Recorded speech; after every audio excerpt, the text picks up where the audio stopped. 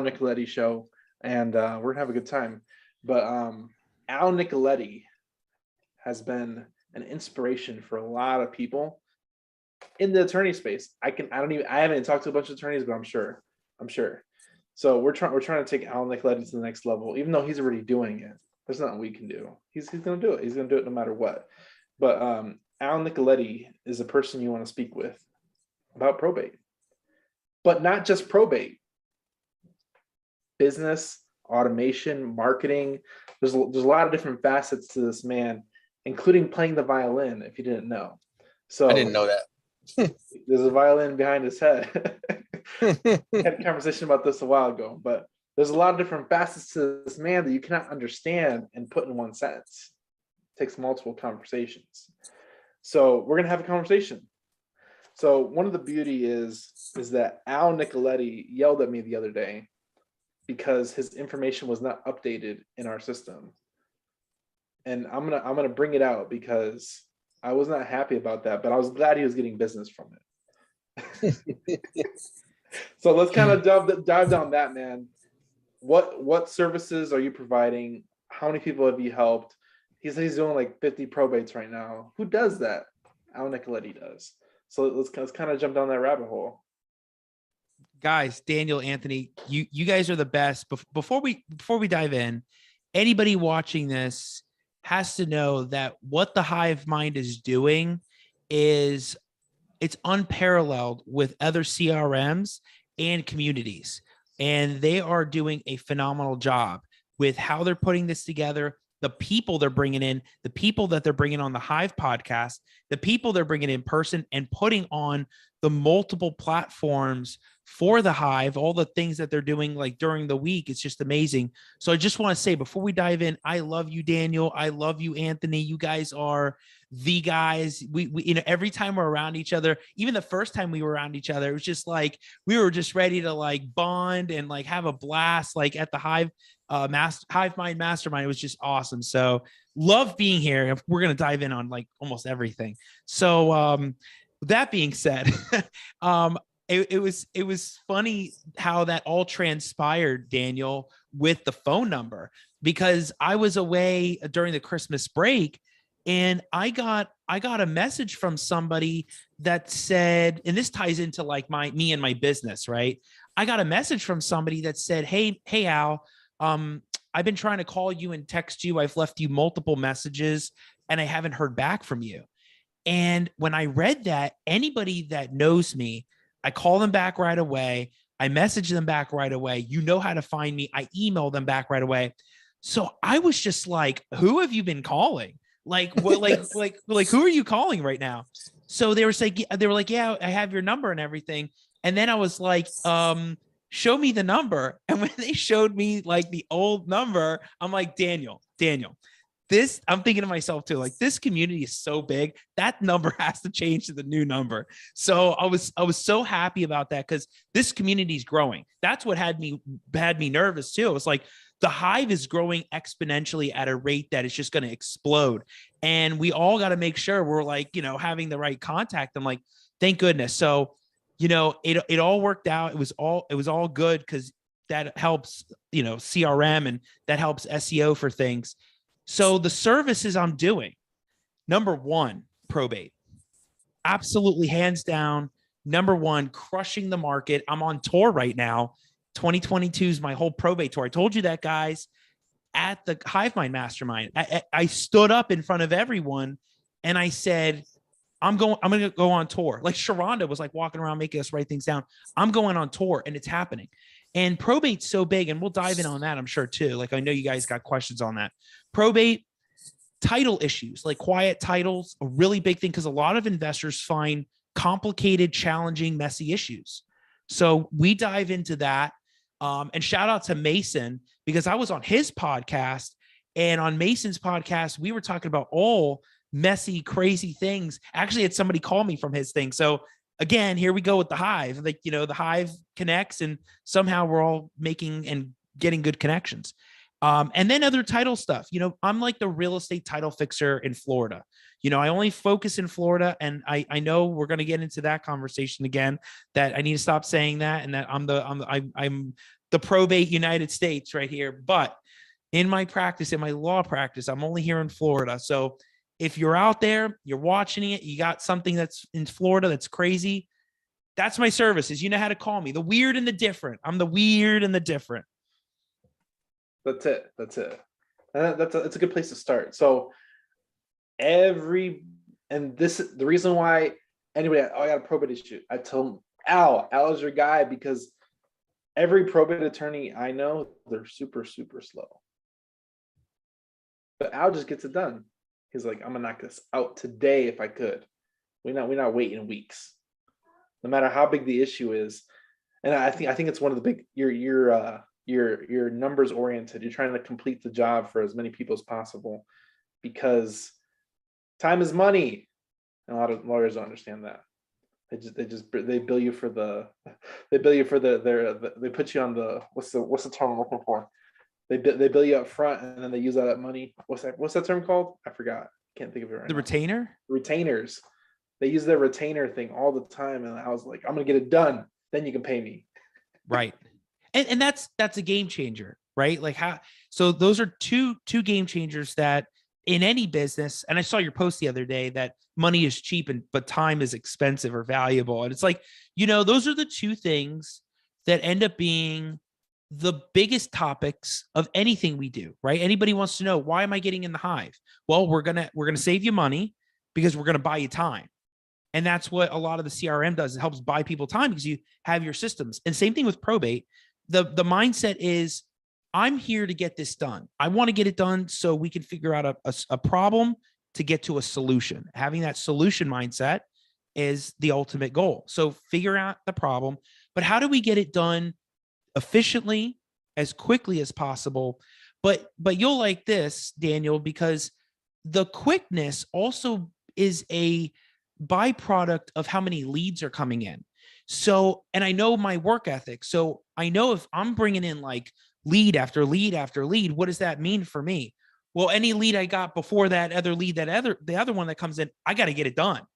So there's also a hustle, because I know to keep up the pace, we have to get things done and figure out strategies.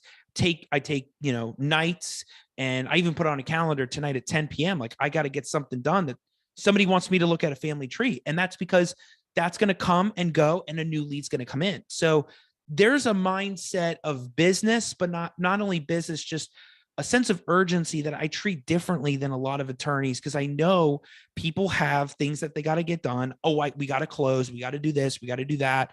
And we don't mess around. Like, I've told you guys this in presentations. Anthony, you saw it at the Wholesaling Land 101. Shout out to Derby and Jared. And it's because we all are on the same page. We all are like, how do we do it? What do we got to do? Let's do it. So then there's the money. That's time. But the money is the game changer.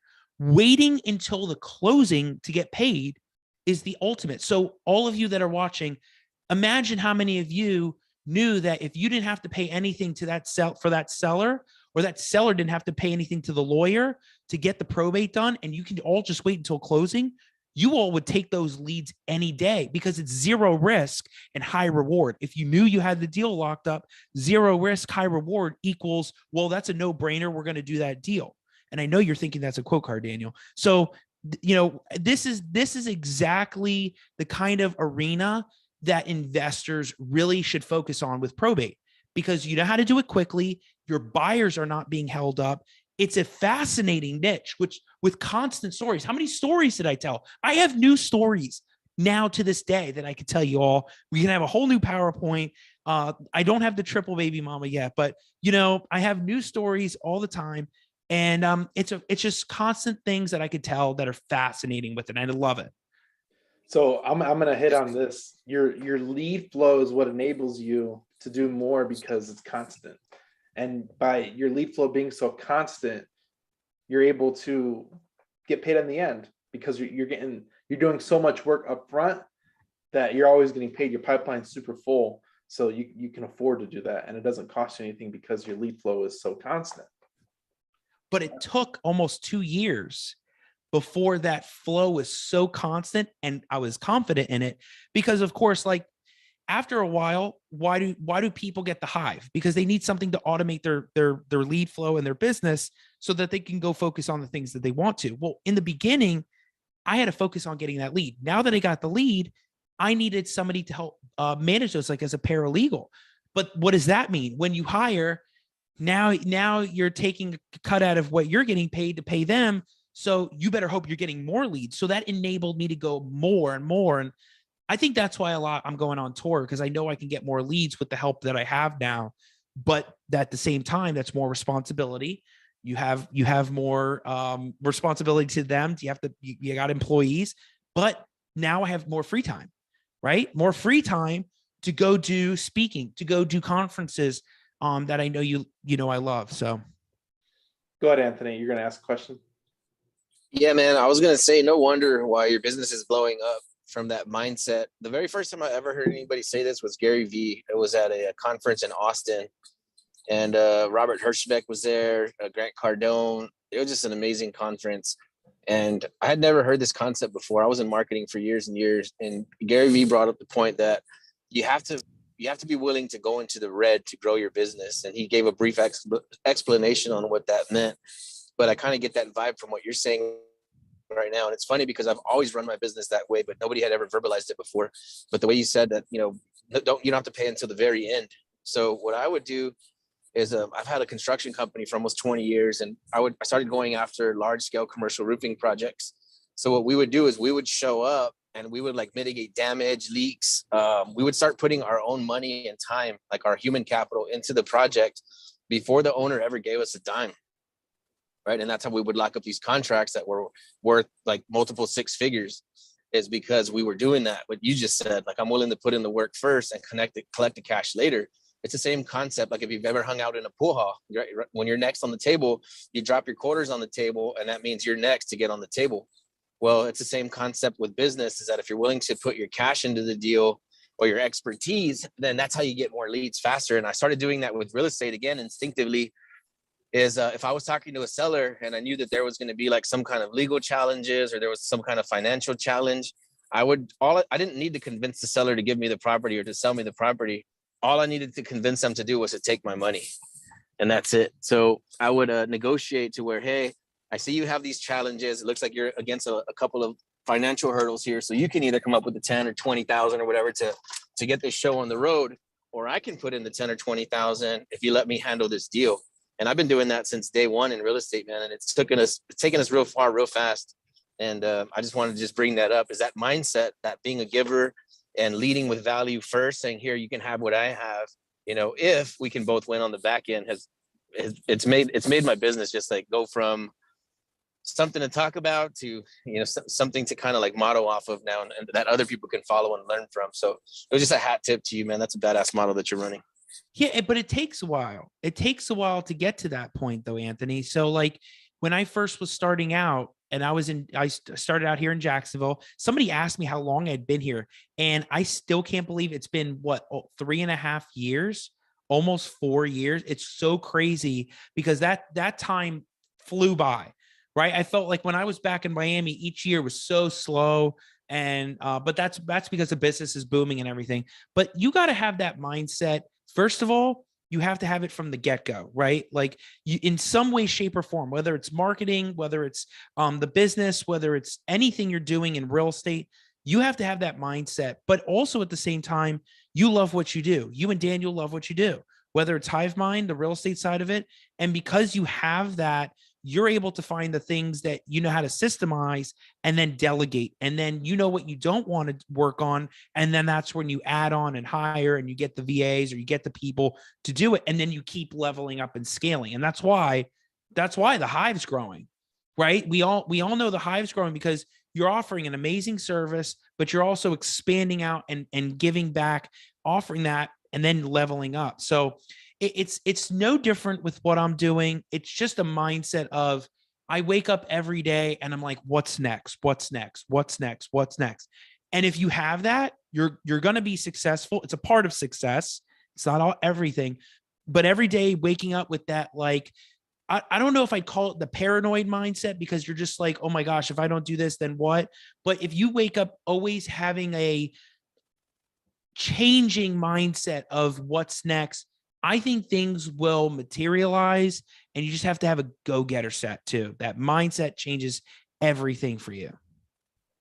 I think a lot of people struggle with that, and I think a lot of real estate people they struggle with this too. Is that they think that that one deal that's it, and it's the flip side that there's limitless clients and customers, limitless deals out there. There's limitless opportunity, and once you make that in your mind that, hey, my next client's coming to me, whether I look for him or not.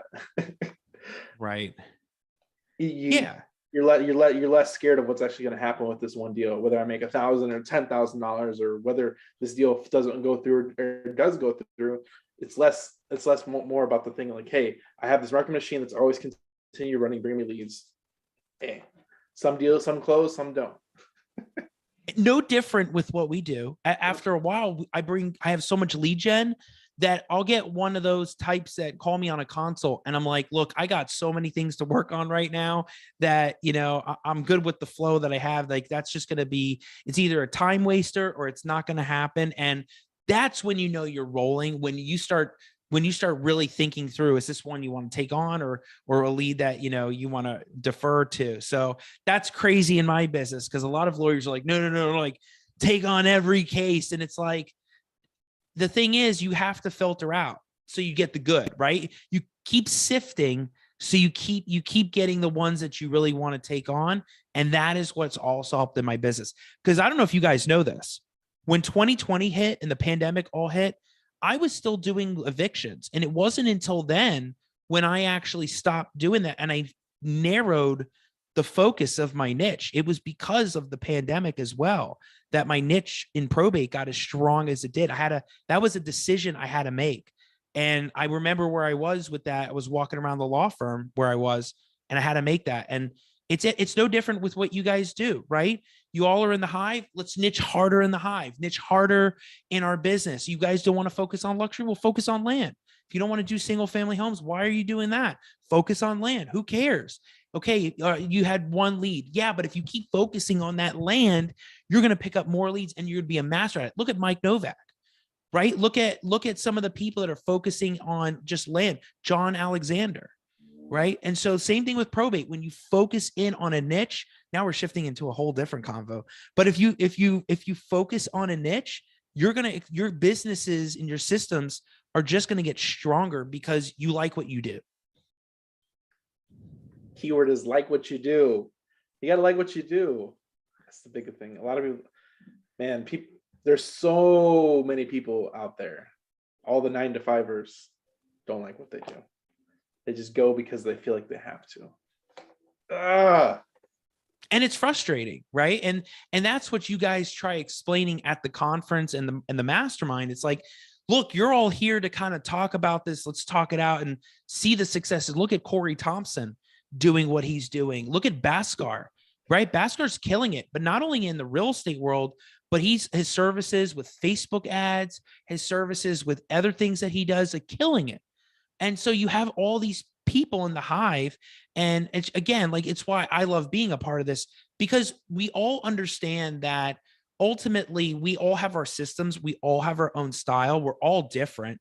We don't do the same things. And it's beautiful because we all get to hear that and bounce it off, bounce ideas, and just have a blast, right? We love what we do. We're passionate about it. We love being on the Hive podcast. It's awesome having my show. I've had you guys on because it's just a community. So it's not always about probate for me. Like, it's about so many other things, with the relationships, with the connections, with being on the Hive calls, the clubhouse calls.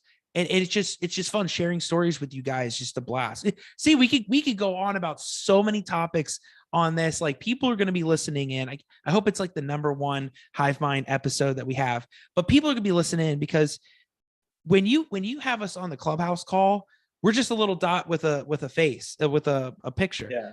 But when you have us on this, you can really see us, right? Like, you actually see me. We're getting to Anthony's turning on his camera, but then, you got Daniel, and you actually get to see our engagement on this stuff. Because Clubhouse, only goes so far with just voices, but There's nothing like video, man.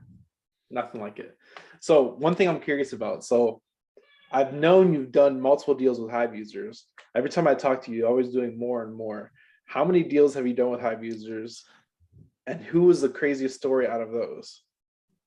Wow. So Lupe had one that was pretty wild. We had 7 heirs.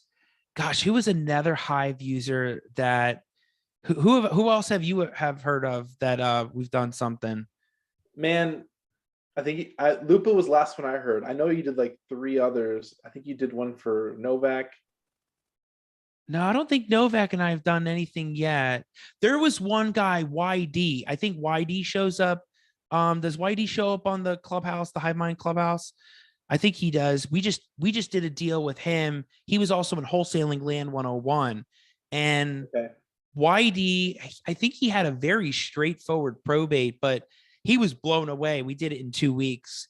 I think Lupe's was the craziest one of the Hive, only because number one, again, Clubhouse was so, I mean, it was the way we all connected and we all got to meet each other, which was the best thing ever.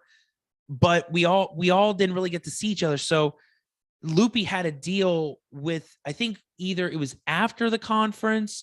I think it was after the conference. So we all met at the conference. Loopy had a deal. No, it was before. No, it was before the conference. So she didn't even know who I was. She never met me before, and she trusted me to help work the deal. I think it was before the conference. 7 heirs. So I remember I told Loopy, I was like, everybody's got to be on contract. 7. She was like, 7. I was like, 7. And you got to get all of them. And she did. I mean, credit to her. Like I told her, I was like, got to get them. She did it. Bring it to title. She did it. And I remember we got the probate done. She was like so happy. But you know, this is the difference working with me versus a lot of the other attorneys that you find, especially around Florida. But because probate is one thing, but title is a different world. So I think ahead, and I remember explaining a little bit, it's like you got 7 people, they're all going to have to sign deeds. And it was a little crazy because you now have to go to 7 people and get 7 deeds, because doing that was the best way to do it. And you know what? She did it. She got it done. Boom, out.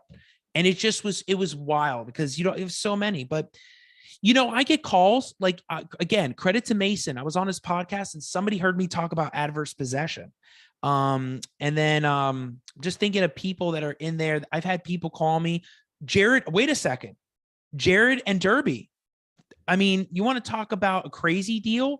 So, all right, getting comfortable for this one. So there was a hive mind session we had. I think it was May.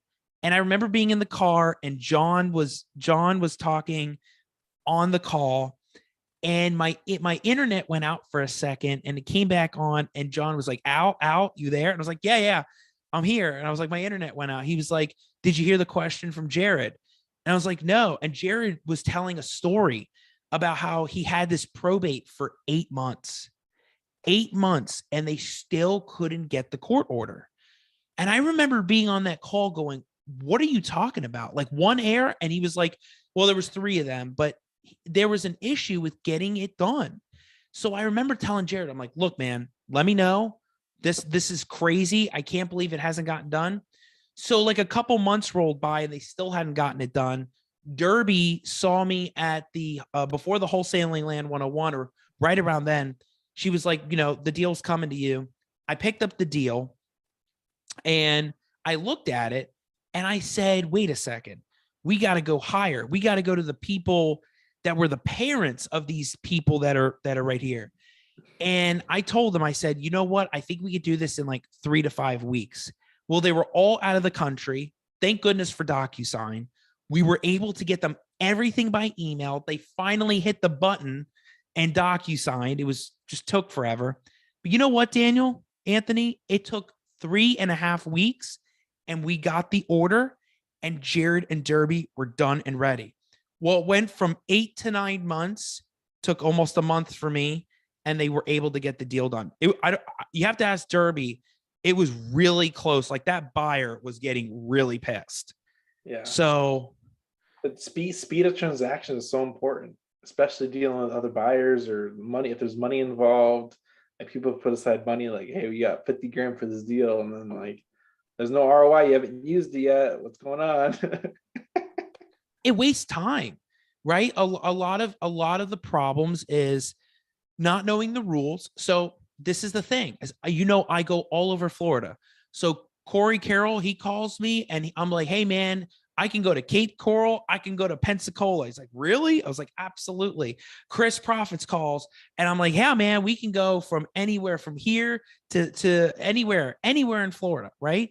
And where Jared and Derby were doing that deal is one of the most strict counties that's by the book. And if you don't know the rules and you don't know the system, you can get wrapped up easily. So there's a difference. And I like the challenge. I like the challenge of, oh yeah, we're not, okay, let me get this done in like 2 hours, right? We're not going to get anything done in 2 hours, I think, ever again, but I'll get it. I'll figure it out. And that's the difference. And I'm always ready for Hive members. I mean, Mike Horan, he's called about some things. We've talked about some things. I'm ready for a Mike Novak deal. Ready for you, Mike.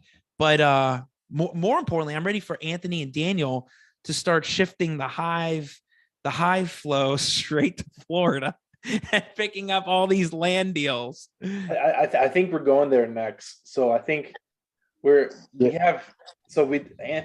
hit me up. He's like, I need to get all the people in Texas, and especially San Antonio people. I'm like, okay, so I pulled the list. We have like 80 people in Texas, which is almost a third of our user base. So I'm like, okay, there's a lot of people in Texas, but I think Florida is the second most right now. So wow. Yeah.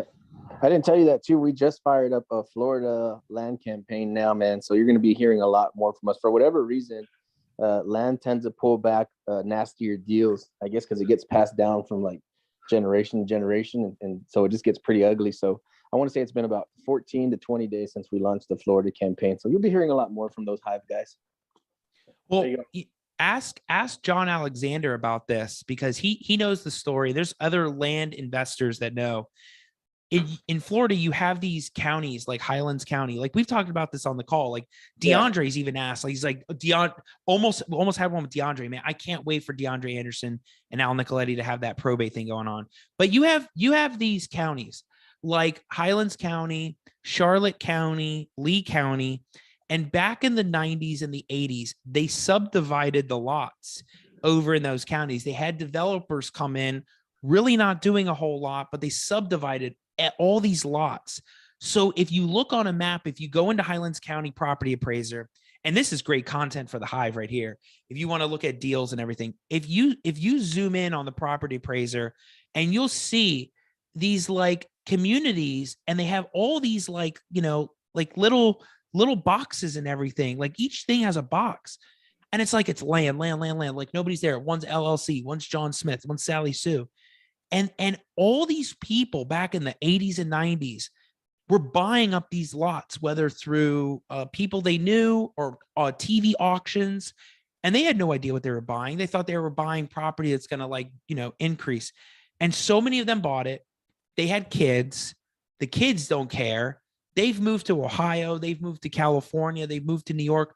They have kids. They have a family, a dog, a white fence, a house, and they don't really care. And all of a sudden, here come Daniel and Anthony doing a lead land campaign, mail drip, cold call, texting, and saying, you know, mom owned that property. You know, there's land in Florida, and it's crazy because they don't even know about it sometimes, or they're thinking, they get all riled up in the beginning and they go, we already did probate in New York. We don't have to do it here.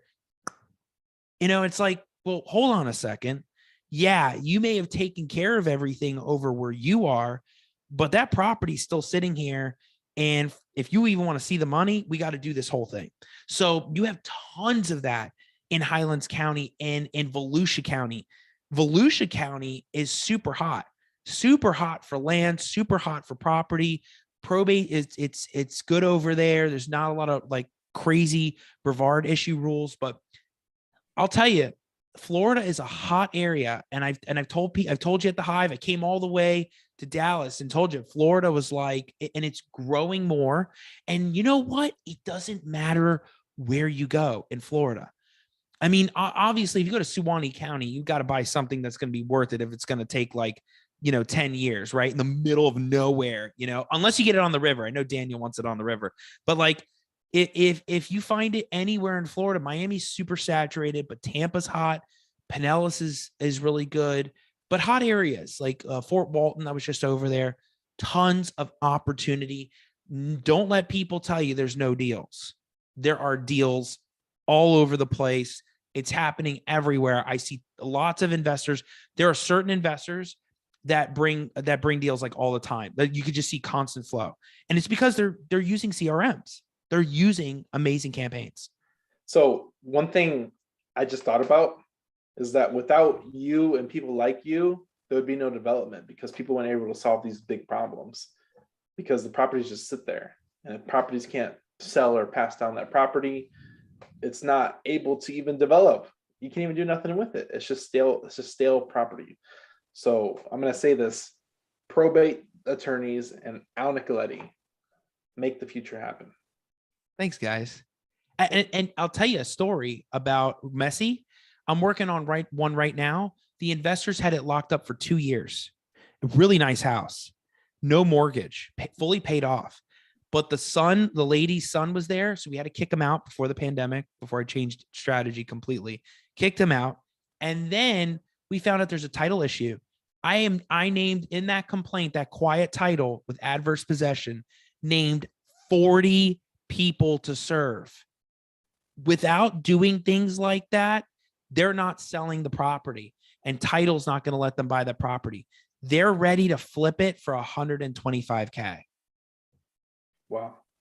So you're talking about solving 40 people issues, serving everybody, newspaper publications, things that I would have never done ever. But now I'm willing to take the challenge on because there's equity, there's a deal, and we're all in it. Yeah. You create opportunity. That's huge. Creating opportunity. And there's so much untapped opportunity, which goes back to there's plenty of deals out there if you look deep enough. Plenty of them. So let's talk about your tour. So where have you been? Where are you going? What's that looking like? And what is produced so far from it so far? So the tour started in Jacksonville at the Jax RIA in late October. I said, you know what, I'm going to kick it off there because really a lot of the speaking and presentations and PowerPoints I was starting to do with real estate happened there. And I started there in October. Then eventually I was able to get booked at Marlena Dates is Orlando REI Live. So I went there for a presentation. And what did that do? That's in Orlando, right? So I go anywhere in Florida, and there's always something with meeting people in person, and now the hybrid virtual connection, right? Like with us, like immediately we meet in person, and it just takes everything to a new level after being virtual. So I do that, and that explodes. And that led to the RIA is one thing. The Jax RIA, they all know the Jax RIA where to go. So naturally the leads flow in from the RIA. But going to Orlando, a totally new market, I got to meet with Marlena. I know Beth Moreno. She had a deal in Lake County that was 55 and over, did that probate in 3 weeks. She was absolutely blown away. There was another guy I met, Frank Jr., who was in Orlando. Shout out to Frank if Frank ever watches it. But Frank was also at the New View conference, and that also did something. I'll talk about that. And then there was another guy, Boston Dave, Mortgage Man Jay. So I got to meet new people. It was actually fascinating, right? So then from there, we had the holidays, and then the first kickoff for 2022 was the New View conference. Over 150 people were at the New View conference. I had 45 minutes. It was so hard because you guys know, lawyers talk, but I love doing the presentations and everything. It's hard to do 45 minutes with the baby mama stories and the Yellowbird Cuban probate crisis stories. And it's hard to do all that. Right. So I did that. And of course, like I get the reaction of like, it just blows people's minds. They couldn't believe I can make the topic of probate exciting, like being the only lawyer that can liven up death and being the only attorney that can talk about probate to death. Like, people are just amazed by that. So we had a great time there, had a trade show. People talked about it the next day. There's a lot of strategies that go behind a lot of the things I do. And then right after that, I had to come back to Jack's, clean the whole place up because I had my first podcast the next Wednesday. Drove all the way to Destin on Monday, stayed overnight, and then the next day had the meeting at 5:30 with Heather Blatz's group, which was crazy because like there were like 50 people there. I've never been in that area. So you have to understand, like, there's a level of like, I don't care what anybody says in my head when going to these places because they don't know me from Sunday. Yeah. And, you know, just that mindset of just rolling in there and being like, boom, you know, nobody expected the Al Nicoletti, like, you know, boom. So we had a blast there. And that was a ton of fun. Drove back, got back 2:30 in the morning. Next on the tour is I'm going to be in I'm going to be in West Palm Beach on the 29th of January.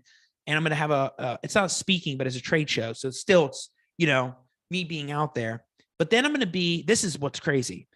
I'm going to be at the Tampa RIA on February 10th.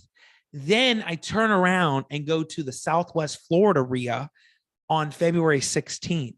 Wow. Then the next day I go to the Mighty Mike meetup in Orlando, which is a totally new meetup in Orlando the very next day.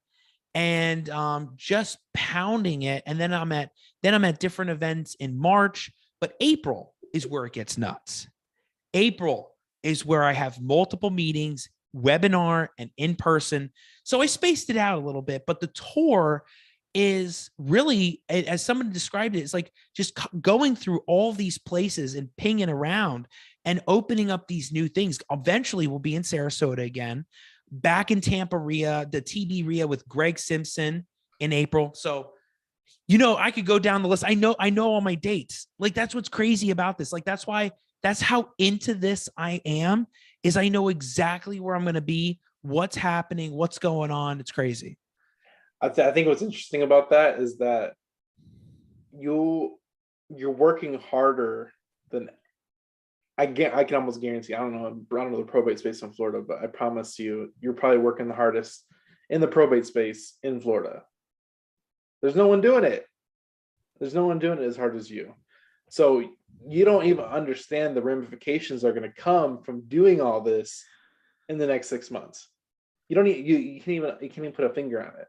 You might need to hire somebody next week. You never know. And the thing is it's blowing up everywhere. And eventually we can take more on. We can eventually do more title issues, more challenges that we have to overcome. And it's why I'm taking on some of those big things. So I learned so that when it's like two people, it's like an easy project, right? It's like easy. I was like, all right, now I know what to do. So, yeah, man, it's blowing up and it's time, right? When 2020 and 2021, a lot of places were closed. People weren't doing things. And things have just opened up dramatically.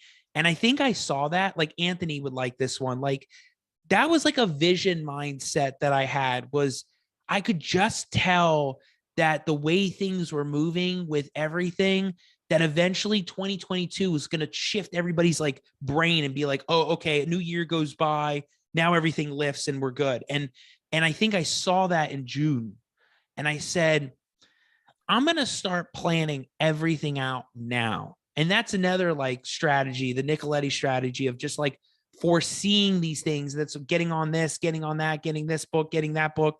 You know, we all know events in January and February are like the biggest. It's biggest turnout, biggest people come because they want to, like, you know, fresh start and everything. So that's why I booked everything so soon to have a January and February. But it's just a mindset, man. It's a mindset, Daniel, of not even just the lawyer side, but maybe the marketing side and growth expansion. Being able to do things virtually now, right? Like, you guys could do deals from Texas into Florida, and I could do a deal. I could do a probate in Key West if you all picked up the deal. I don't have to go down there anymore. So what we're all doing is incredible, because we could sit here and do something without going anywhere. No, it's times have changed and it's for the better. And now it's only going to accelerate things. So it's now time to capitalize on all opportunity that's been opened up just by technology. Because I didn't even think about that. If you had a probate in Key West, you probably had to go down to Key West and file the paperwork. But now, since the pandemic, they opened it, allowed to do virtual. DocuSigns are now a thing.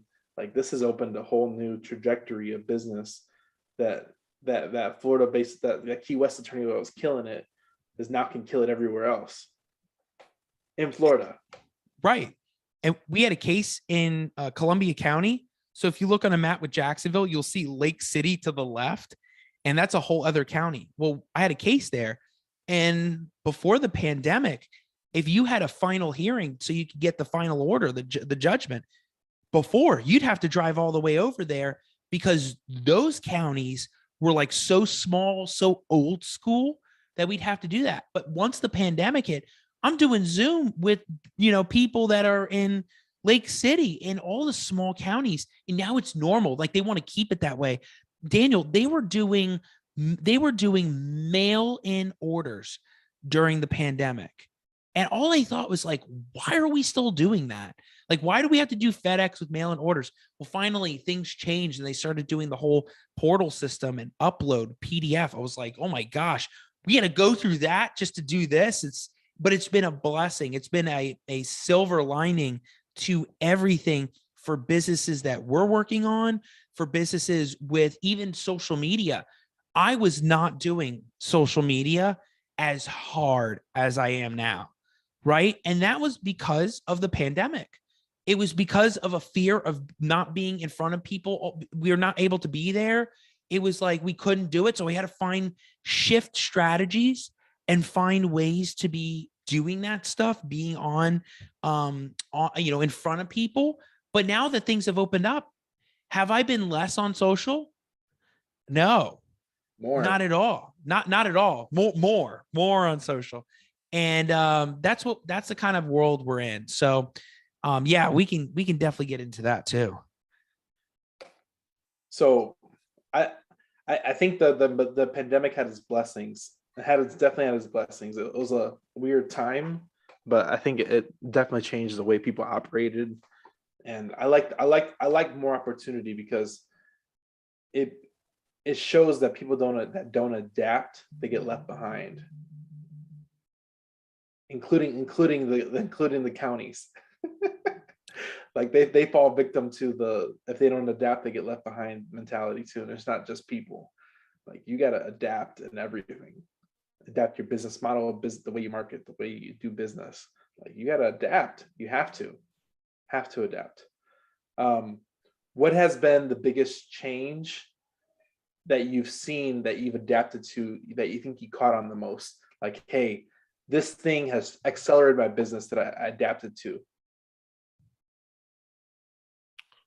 I mean, I'd have to say it's probably the podcast, maybe the podcast. Well, I think the podcast, that's been its own animal too. And I think I thought about this the other day, and this is a great topic for you all.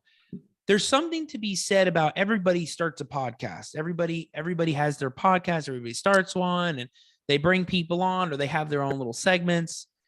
And I think there's something to be said about it takes a while to get to that credibility standpoint. And I think it's only now for me, in my mind. Now, you guys probably are thinking you're crazy, like, you're soaring, but in my mind, I think it only recently hit that level of like, I'm being called a super host. I'm being called like a really solid podcast host. I'm bringing on monsters like Frank Spalding. Shout out to Frank. I hope Frank watches it. I know you're going to watch Frank, but like Frank was like saying like how I'm bringing on giants. And I think it's that level of realization that people are having and verbalizing. That's like, okay, the consistency has obviously taken off, right? When you're consistent with your business, no matter what, this applies to anything. And people put quote cards out there all the time about this, like consistency is key. Well, really, actually it is. You know, a lot of people think it's, oh, you know, the same old, same old. We get the people like, you know, shifting around in their chair if you say that at the mastermind. But here's the thing, it's the truth. Just nobody wants to do it, or nobody wants to actually take that level of responsibility and maturity and actually do it. But it also takes that like drive. So I think your drive leads to that consistency. And my drive to constantly make connections, like with you all, with other amazing guests, my drive to like constantly be out there and actually get that value, you know, bring that value out is what drives me to actually get that show. So it's been crazy. The show has been its own thing now, season 3. But you know, I have to say, I don't know if it's the show itself. Maybe that would be my answer next year. Probably. It has to be bringing on a team that's utilizing more graphics and I think more design and using Instagram reels, because reels get more views than just a regular post on Instagram. And I think it's just more use of stories, more Instagram stories, more posts that have kind of really like, that's changed a little bit. Like people have noticed. I think I posted some video on a beach and somebody was joking, but they're like, man, we got to walk on the beach together or something. I'm like, you know, I like comments because that means they're watching. Yeah. Right. So that's the kind of stuff that I think is changing for me, but I can't stress this enough. It's not even just the videos. It's not even just the show, but I just truly think it's that I'm every day, Daniel, I'm like, did a micro get posted? Did a video get posted? Did the YouTube get posted? Did the Instagram get posted? Did the story get posted? Is the story going? How many people looked at the story? Did I post did I do my email blast? You know, and I just think it's that's just like the realization that when you do that, you get results. When you get results, you get lead flow. But then when you get lead flow, you better keep up with the lead flow, because if you don't, all marketing's for nothing. Yeah. I tell people all this time, like my Instagram and all social media content, most of it I don't even see till a post. Wow. Like she has creative freedom. It just goes. It happens. I'm like, oh, that's a good one. She did a good job on that one. Good job.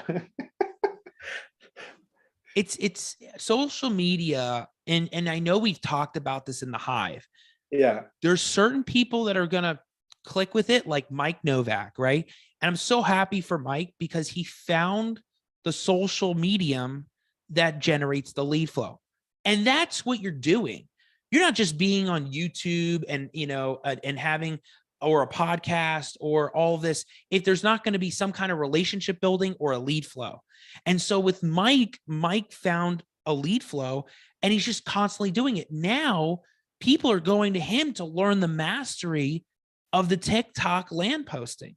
And so if you find that mastery with what you do in social media, you'll be successful with it, because if you do it consistently, you'll get it.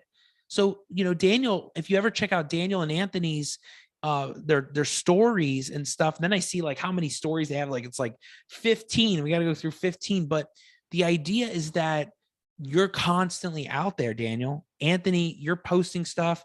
I see it. And like both of you are just like constantly getting the big picture out there. Constantly. You got to. There's a bigger purpose. There's a bigger I think Daniel's the content monster, and me, I'm lazy. So here's a nugget for anybody that's watching this video right now. If you want to have consistent content to post, all you have to do is share other people's stuff. Like literally all my stuff is like screenshots and recorded from other people's content, and I just recycle it and just pump it back in, or I'll take a screenshot of it and throw a few words on top and then pump it right back out. And it's funny because a lot of people don't use that hack, you know, so it's just something that I think if you're not pumping out content, even if you're lazy, you can still get it done. So, and then the big reason why I create content is I'm trying to create content for our users, because they're affiliates of our product. So they can use all of our content, no matter how much or how little. There's always something for them to choose from. So now I'm just not providing content for myself, it's for them too. Yeah. And you're showing people how to even do it and that it works, right? Like you wouldn't keep doing it if it didn't work. Yeah. All right. You wouldn't It's keep free. it free, but also in anything, you wouldn't keep doing the hive mind if it wasn't working. And, you wouldn't keep doing anything in your businesses if it wasn't working. And the social media absolutely works. I'm not one for posting my food. I don't care about the selfies and stuff like that. We're just posting valuable educational informational stuff, and that's how it's getting out there. It's pumping out the mediums and showing people. But again, it's the ones that are going to get it that will do it and do it consistently, because the lead flow will be strong and they know it. So I have a confession to make. I like podcasting, and I was afraid to speak before, and I've said this before and other stuff, but I was afraid of speaking previously before doing this. But now I've come to enjoy podcasting because I get to ask the questions I want to know to the people I want to know it from. Right. And you get that first vantage point, and you can't do that unless you do it. And I'll say this too, and I agree with you. I remember I heard you say that at the Hive Mind Mastermind. You said that was the first thing you said when we were there on day one, that you said something about like, I'm not one for talking, but like in front of people, but like I have to do it. And also like the podcast has helped, or something like that, where like your exposure to this has helped. Same thing for what we're doing with the show, with the Al Nicoletti show. There's something about being in front of that camera. I'm in front of audiences, and I know like when violinists were on stage playing, the trick for a lot of violinists would just look in the back top corner. Don't look at the lights, look at the back top corner. You don't have to look at the audience, right? Yeah. I mean, I don't mind. I'll look at the audience all day, but the camera, when you talk into a camera, there's a completely different mindset. You're not talking to a person. That's not a personality. You have to develop a skill to be able to talk to people through that medium, and even on screen, on camera, knowing that it's on you. And it's I don't know about you, Daniel, but it's helped articulation, it's helped delivery, it's helped style, it's helped content. And I think a lot of people don't realize that when you do it, as much as you're doing it, and you're doing it, and as much as other people are doing it, it changes your mindset to, wait a second, I can do this. I can be in front of people. I can actually, talk to them and make a point. And there's something about that camera, man. I knew it from day one when I was making those videos behind the books. And since then, it's amazing. I love it. It's great practice too.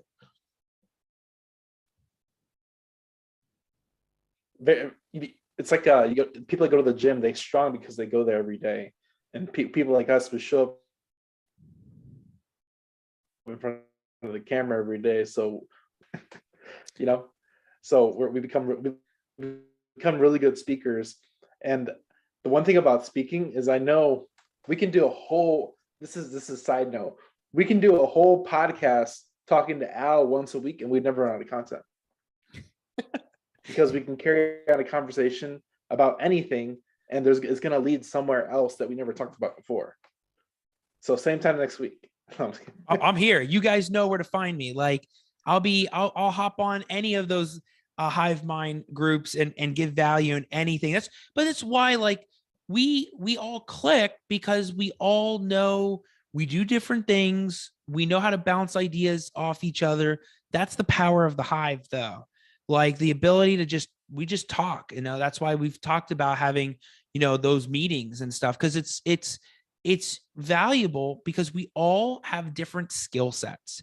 Social media. I could talk to you about batch producing. You want to talk about drive, Anthony, you're going to love this. I specifically block out like Saturdays and Sundays. I hadn't for a while because I had to get work done, but I now I'm back. But I specifically blocked out Saturdays and Sundays to record 8 videos, either each day or one day. And I do that because no matter what I do it with consistency. I will never post one video a day. I'll do one a week, because you know why? everybody knows when Al drops a video. It's that Thursday, it's that Friday, it's that Thursday, it's that Friday. And it's like, there it is again, there it is again, there it is again. But you would know how I do it with batch producing. I just have a way of being able to change, record, figure out the content. Nothing is pre-written beforehand. Yeah. And just roll. And that's it. And if you know how to have that drive and do it, it's good. But it doesn't have to be that. Find that thing that you know how to multiply, just like Daniel's talking about. And batch producing is huge. Some people are like, wowed by that. But to me, it's like, I'm there. I booked it. I'm never recording in the summer again, that's for sure. But there's so much to be said about the strategies and things, man. Sharonda was even talking about it on the Hive call. She was like, you better not stop doing that. You got to keep doing those videos. And I'm like, don't worry, Sharonda. I'm going to keep doing those videos all the time. So I think the power of this is that once you create it, you can always reuse it. So instead of doing one a week, once you build up a library, you can do 2 a week. And people will think, oh, this is new. He's doing 2 a week. And it's something that seems totally new and fresh, but it's something you did 6 months ago. So I took that from you guys. So I remember, Daniel, you and I were messaging one night and we were talking about content repurposing. And then Anthony was on a call and he said something in the most Anthony way possible. He was just like, yeah, man, who cares? Like, just repost it, repurpose it, and he was like, that's what we do. And all I thought was like, that's so true, because think about how much effort and time goes into making that content. And sometimes people will see it and sometimes people won't see it. So once you guys both said that, I thought, you know what? I'm going to just repost the Power of Attorney video. And when I did that, a whole new section of people saw it for the first time. And I was like, that's so weird, because what are we thinking internally in our head? We're thinking, oh, they already saw that. Like, they don't want to see that again. But that's just you thinking that, right? So my assistant now, Taylor, she's just posting stuff over and over again of things I've already done. And I'm at the point, like Anthony said it, who cares? Post it again. That's why I think that was like great stuff on the Hive call too. It's like, your content, some people will see it, but not everybody sees it. And just do it again. Post it a reel. Post a story, post it on your business page, post it on YouTube, post it on Instagram. You know how many people are not on Facebook, but they're on Instagram? It's so weird. It's so weird. Like, there's people that look at my story on Instagram that are not the same people that look at the story on Facebook. So to that point right there, I'll go ahead, man. Go ahead. No, I was going to say, to that point right there, I'll post I try to always share whatever I share to my Facebook stories. I try to post my Instagram stories. I don't post most of my Instagram posts on Facebook. I don't know why. It's like my brain kind of like sections those off. But what's super, super cool is that I can post the same story on Facebook and Instagram. And there's a specific set of people that only ever reply to my Instagram stories, and they never message me on Facebook. So it's like, it's the exact same content, but groups of people will not communicate with me on Facebook, where they communicate with me very often on Instagram. Super weird.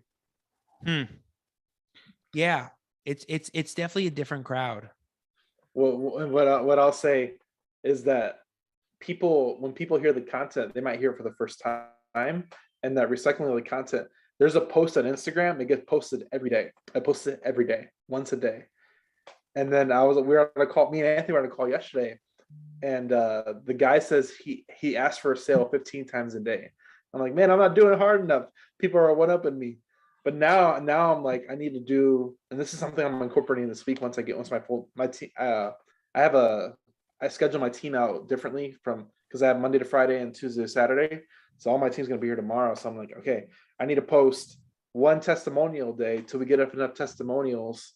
We're posting 2 a day till we get 3 a day.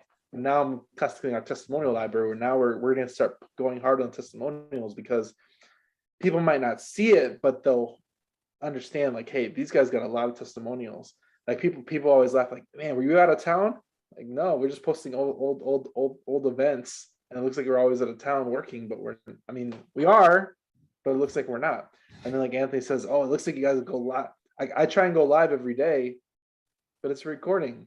I guess if I spoil it, I spoil it. But Yeah. you know, but like if you go live same time every day, people just knows to show up. Like if it's their lunch break every day, they know they can always count on content being there. So it's just being consistent, reusing the same stuff, and they'll find value. New people will always find value because you think about it, your audience is always getting bigger. As long as you're producing content, your audience is getting bigger. So if you're using the content, it's always fresh to them. And everybody's got different stuff. No, I was going to say something that I noticed too, even about myself, right? Because I pay attention a lot to how I consume content as well. And man, I would say probably at least 25% of the YouTube videos that I usually don't watch YouTube. I just listen to it. So YouTube's an audio form, even though, so I say I watch the videos, but I'll consume the same audio on YouTube. Probably 25% of the time is a repeat of something I've already heard before, because I enjoyed it so much, or I wanted to ingrain it so much. So that kind of put me into the mindset of who cares how many times I share the similar or same content over and over again. As a matter of fact, I think it was today that I posted the same stories I posted on Facebook and Instagram. I screenshot it and I posted it again on my stories today on Facebook and Instagram before it even expired. Yeah, so I think we kind of got that from Charles from the Todd Capital Mastermind. Shout out to Charles. He's like, the people that find you annoying, we're never going to do business with you anyway. So who cares? Let them delete you. He says the people that do want to do business with you, they don't care what you post. Interesting. That's it. Yeah. And we were talking about a little bit about that before we hopped on, about, frequency in posting and, just really getting the message out there. And it's definitely, over content posting. And you guys may have a difference of opinion with it, but like sometimes overdoing it, maybe too much, could be different and have a different impact on people. But I think, you find your pace. Everybody's got a different pace, different rhythm, different system. But the big takeaway is you got to do it. And even if you do it once a week, that's more than you were doing before. That's more, even if it's just sharing a story about a deal, success or failure. I saw somebody post about what the story was behind the deal. Think about this, guys. Imagine somebody posts, like, let's say Anthony posts a story about how he was about to get 280 acres. I have to use 280 because like they don't have that in Florida. Like I feel cool saying 280 acres in Texas. And let's just say the deal didn't work out, but you shared the whole story about how you got it. Why didn't it work out? I think people would be fascinated by the steps that you went through and what you went through, even though the deal didn't work. Because people can learn from anything. People can learn from the success.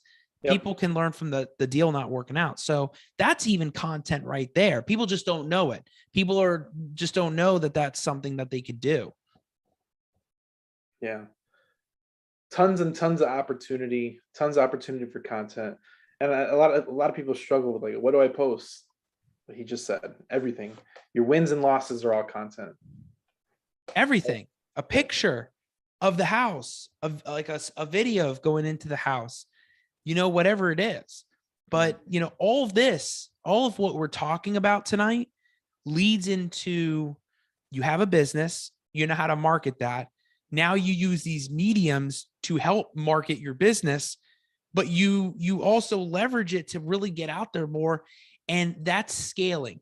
Using social media scales the business, and the content you're producing scales that increases lead flow to whatever you're doing, and totally changes the game for everybody. Yeah. Who has been the most pivotal guest that somebody should go and plug your podcast too? What has been one of the best shows you've done recently that you want to plug into your Al Nicoletti show? So you're talking about a guest that's been on my show, or somebody I've been on theirs? No, a guest on your show. Wow. I mean, the thing that's sticking in my mind is the last one I had with Dave Day. First of all, that was the longest podcast I ever had. We went 2 hours and 30 minutes. Wow. And it was the most golden nugget filled episode, with like strategies on going through public records, the best leads to go through. And it's because Dave's been in it for more than 20 years. And so it just was memorable because I realized, like, you guys probably brainstorm about this when you're not on camera and you're not, recording stuff, where you and Anthony are like, what are our strengths and our weaknesses for the show? But a strength I realized I had, not realized until Dave Day's episode, was the ability to let these people talk. And a lot of hosts are not good with that. A lot of hosts think that they want to be the ones that talk, and they feel like, I'm the host, I got to talk. But with Dave, I was like, Dave, tell us the four D's in real estate. That divorce. And just sit. Yeah. Don't even do anything. And I and there was something about it being on the call that he kept going. And when you do that, people love talking. In the beginning, people are always a little like, this is my story, this is what's happening. And it's like, okay, where are we going with this? Like, where's this going? But, they open up, they talk about what's going on. And that was great. But, I've had so many amazing guests. Like, you guys on the episode were absolutely awesome. That was the first time on Restream I had ever done the sandwich, where Daniel's on one side, Anthony's on the other. Man, that was so fun. And then I played that on loop at the convention. John Alexander's episode was amazing. Lee Carney being on was a big one. I've just had pivotal giants be on the show. Carl Spielvogel, Uncle Carl with the goat farm, was like amazing. It's incredible. I have so many good ones coming up. I got Brittany Thompson coming up too. She's coming up on the show. Nice. Yeah, Brittany's coming. We connected at an event in October, and it was crazy because then she was on the Clubhouse call, and Brittany was like, "Hey, Al, it's Brittany." I was like, I meet so many people. I was like, I wasn't sure which Brittany it was. And then all of a sudden she's like, it's Brittany from the event. I was like, oh my gosh, we got to have you on. So many amazing people that we've seen along the way. Everybody's got a different story. Anthony's story, your story is amazing, how you all got here. And I think that's what makes great guests, is that everybody's got a different journey, but they got to tell it. And it's so hard to do a 30-minute podcast. That's how Dave. So credit to Dave. He changed my mindset. Daniel, you're going to love this. Dave changed my mindset on podcast, because we are all thinking about all these guys and ladies that are hosting podcasts that are like, you got to keep it 30 to 20 minutes. You got to keep it because you keep people's attention and they're in the car. First of all, nobody's in the car anymore because nobody's commuting. Everybody's working from home. Second of all, you can't pull the content out of people in 20 to 30 minutes. Yeah. By minute 30, they're just warmed up and they shut down. You shut them down by doing that. And I had Dave on at an hour and 30 minutes. He was flying. Totally. And that's drawing people out. A lot of people miss the nuggets because they're all in the end when you're in the flow. I'm not going to put the podcast out, but I did a podcast and they timed me. And I'm like, I'm not doing time podcasts ever again.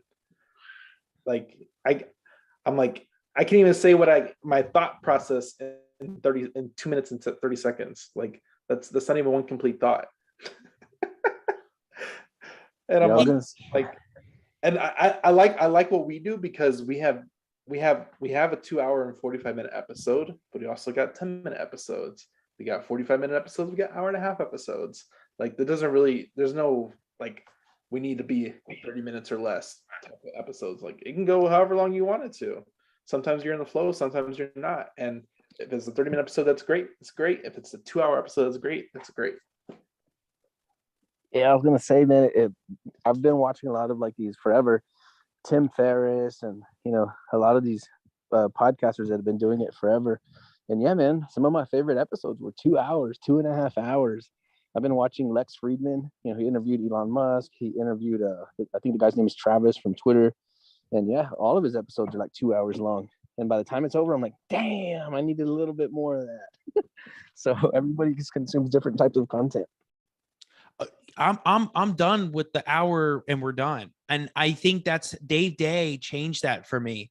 And 2.5 hours was a long time. I mean, that was I mean, I got out of the chair and I was like, all right, that like my head was like, I was done, but I still had energy, right? Had Al Nicoletti energy going. But you know, that's where I think with you, Daniel and Anthony, like where the hive is like out of the box thinking, right? This is where we bounce ideas off and thoughts about, you know, what strategies are working. We're on a call right now. I mean, until we're at an event, it's maybe the longest we're on a call. And that's where you have to leverage the podcast. This is the relationship building. This is the rapport building. This is the bonding. And a 20 to 30 minute podcast is more or less hey, I had this guy on, now you got to check it out. It's more just clickbait and you know, hey, go check it out on iTunes. It's not relationship building. Yes, it's initial connecting, but you know, again, kudos to Dave who showed me that you don't have to just cap it at an hour. You don't have to cap it at 45 minutes anymore. I don't care anymore. Like if we are on a podcast, we'll go 2 hours. And I don't everybody's just sitting around, everybody's just waiting to stand up. Stand up. We'll take that break. Everybody do dances together, you know? So crazy strategies. You get a lot of substance. I like the longer ones because you get a lot more substance in the conversation, and you get more depth of the conversation too. I don't even put a timer when we do ours.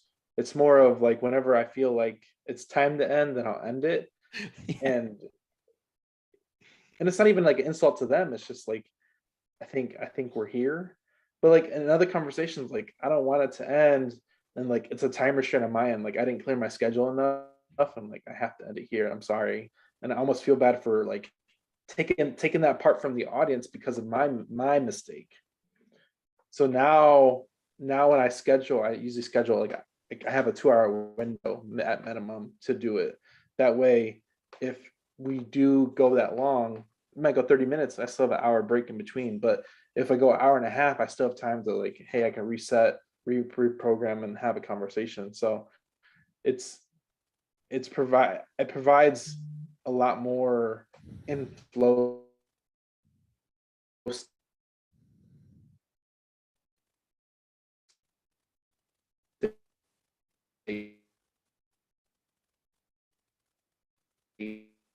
is one of my tips and tricks apparently on this one. But I usually try and get more about them in the beginning to break through to the audience. That way the audience knows who they're talking to and who they understand that person as far as like through their background. And then from there, it usually carries on from wherever the conversation is going in. And I usually try and pick off my nuggets off of them based off of what they're talking about, because I know the audience will like that too. Yeah, just I mean, these are so valuable because a lot of people, and I got to know who the 10-minute podcast was. That's crazy, but I think it was a cut of another one. It was microed into a 10-minute podcast. I was like, who was on for 10 minutes? But you know, that's something also the guest actually like when I had Brittany on, and I'm gonna tell Brittany, I'm like, you talk as long as you want. Like if we get on a roll, just talk, because that helps them too. I was so I cared so much about like the eyeballs, like how many people were watching, like, you know, 1, then it goes up to 10. And I was worried about like, what's that perfect number? On Dave Day's episode, we were at hour mark 2, and there were 18 people still watching that. The viewership went up. And we're thinking about even changing the time of this show to 9 p.m. Eastern, because we think more eyeballs are watching then when people are scrolling. The kids are in bed. They're all ready, you know, for school. That we you know, there's a strategy behind all of it. And frankly, if the eyeballs went down, I wouldn't even care, because I know that I want to provide the most value to any guest that watch it later. And it's all about the relationship building. So when people come on like Mike and Brittany, and I'm going to have an accountant and everything on the show, it's all about relationship building, because this is what we're doing right now. This is all bonding and providing value back into the hive, so that when they have questions and strategies, hey, reach out to Daniel, reach out to Anthony, reach out to Al Nicoletti. We'll talk about these things. Dude, I think we noticed that on Clubhouse, man. Is like we've kind of debated a little bit, like, should we cut the Saturday Clubhouse call down to like an hour instead of the 2 hours? But I noticed sometimes, like at the hour and a half mark, is when the room starts getting jam packed, and that's when we're really vibing and flowing. So yeah, something will be said about going extra deep on these long calls. There's something to be said about it, and I'm paying attention. Tomorrow I have a guest coming on, and I don't know how long we'll go, but I have, it's going to be the first time we're in studio. I got the mics. I don't know if you can see them. I got the mics. They're here. We got the in-person mics and the cameras that I posted, but that's going to be a neat experiment, because for the first time, I'm going to have somebody in person, and we all know what in person is like. You get a different vibe, and time is going to go like that. Yeah. And it's good. It's crazy. I recorded 4 or 5 in-person episodes over the weekend. Wow. Really? What were you recording? What were you doing? So I was recording content for the Hive Mind that we're releasing this week. And then I had people in town. I'm like, I got a professional videographer, come in. Let's talk about something. We'll figure it out when we get here. Yeah. That's what it's all about. So we got a bunch of good episodes coming out that Anthony hasn't even heard, and it was just me and another guest, and just vibing, having a conversation. It's amazing. Yeah, and that's what it's all about. Just vibing out there and having those good conversations, and just doing different things with different people, and that's just a relationship building kind of thing. Yeah. So I think we're near the end. Where can people find you online? What's your show called? What time are you planning to put it onto, since you're switching up, you're testing out your crowd? So everybody can find me on all the socials, right? So you can find me on Instagram at Attorney Nicoletti. You can find me on Facebook at Al Nicoletti. You can find me on the YouTube channel. I got tons of content posting all the time. I have the LinkedIn. I've really been using LinkedIn, but you can find me on LinkedIn as well. But you can really find me also on the Al Nicoletti Show, which is live every Wednesday, unless a guest has to be on a different day. But every Wednesday, we're experimenting. We're usually at 8. Now we're experimenting at 9. But what you do is just go find all the amazing guests that have been on the show, on the Al Nicoletti Show, that are on iTunes and Spotify, all over the place. And just tons of guests. iTunes and Spotify, follow it there. I'm all over. But more importantly, my phone number is 904-999-0053. Yeah, write that down. Put it.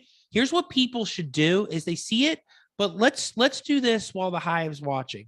Take out your cell phone, go into your contacts book, and just right now put Al Nicoletti. You see the name up there, and then put Florida Probate Attorney. So you never forget when you go back through your phone later who that was. And I started telling people this at the presentations too, because, we're clicking away. So save it in there, 904-999-0053. If you call me, leave a detailed voicemail, because I get so many calls. Leave a voicemail. I will call you back. And my email address, which Daniel and Anthony will pop it somewhere, al@alnicoletti.com. Check out the website, www.alnicoletti.com, and you can find all the content there. And that's where to find me. I'm everywhere.